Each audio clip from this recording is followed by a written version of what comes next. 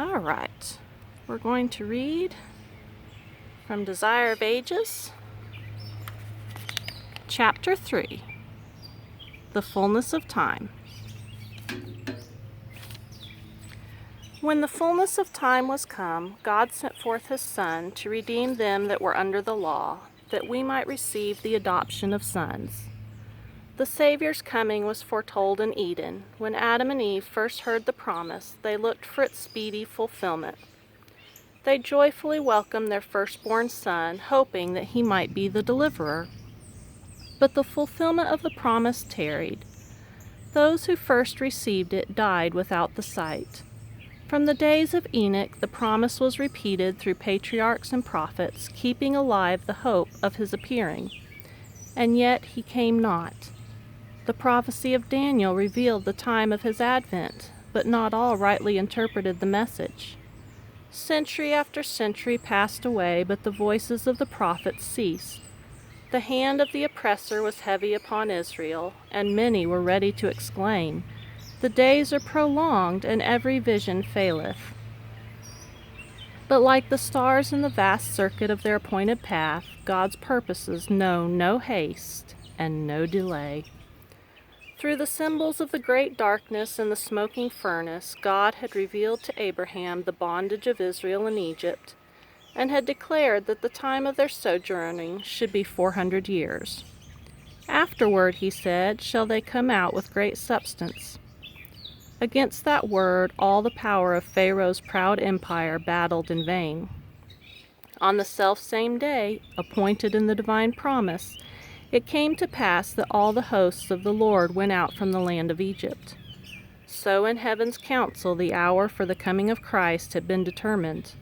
When the great clock of time pointed to that hour, Jesus was born in Bethlehem.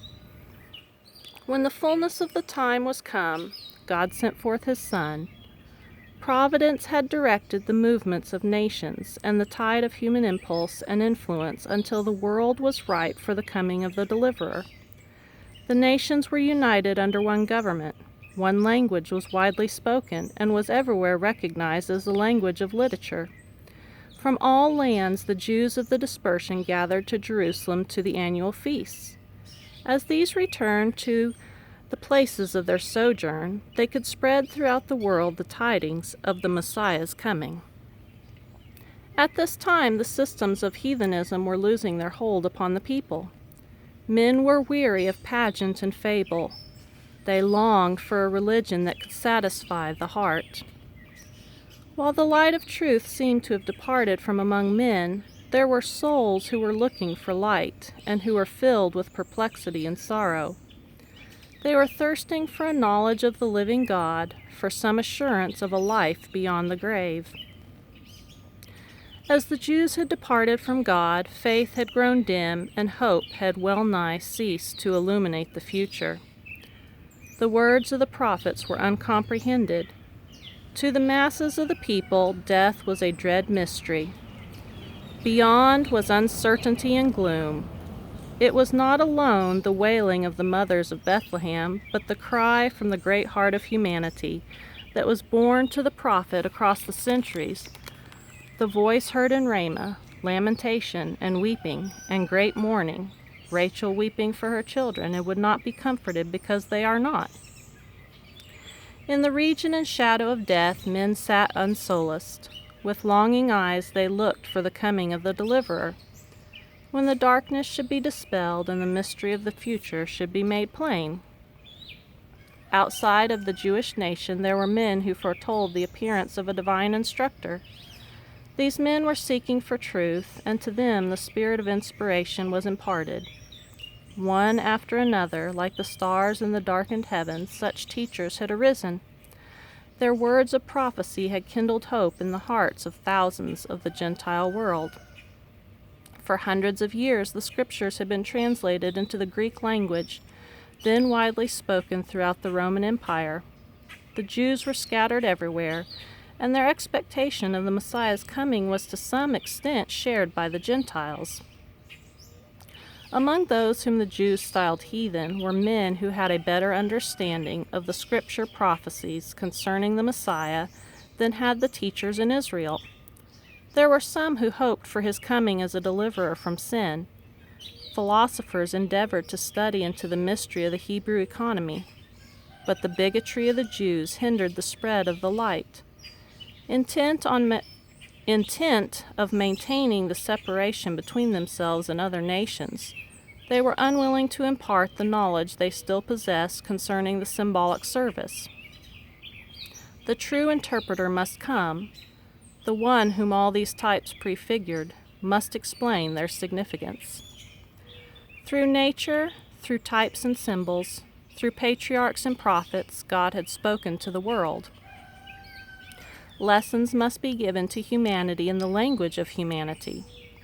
The messenger of the covenant must speak.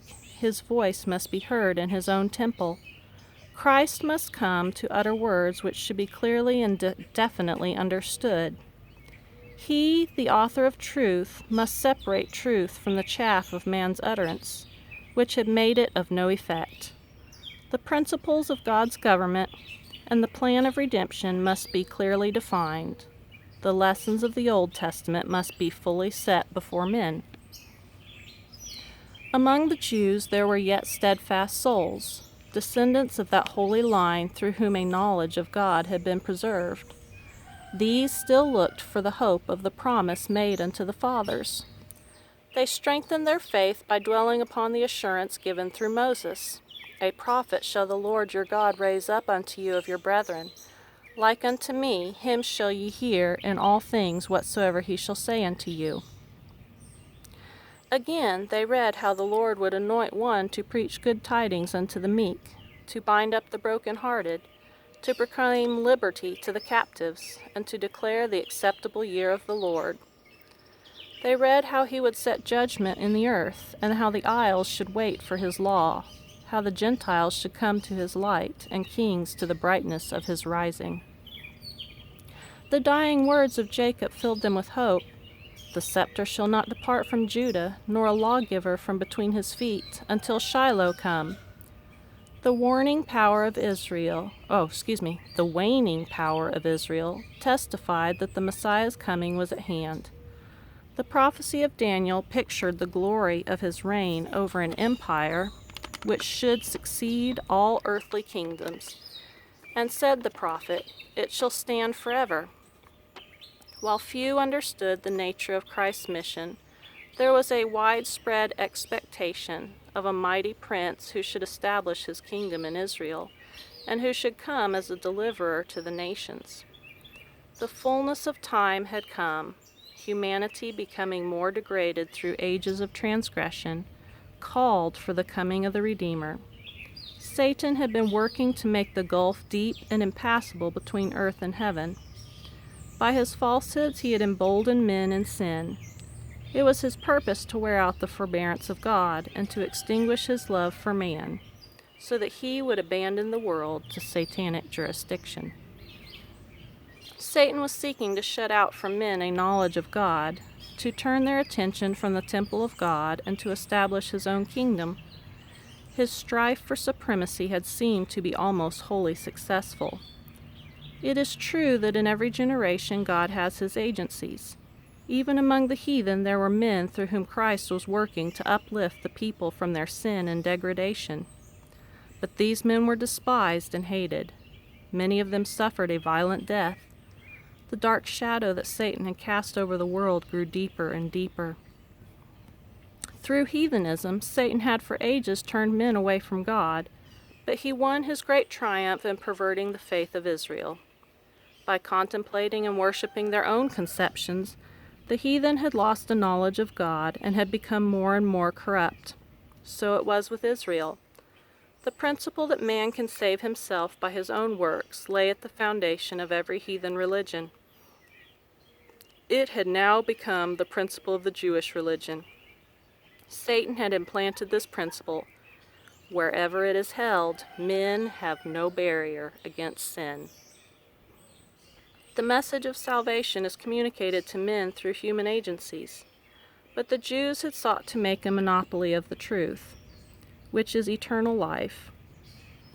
They had hoarded the living manna, and it had turned to corruption. The religion which they tried to shut up to themselves became an offense. They robbed God of his glory and defrauded the world by a counterfeit of the gospel.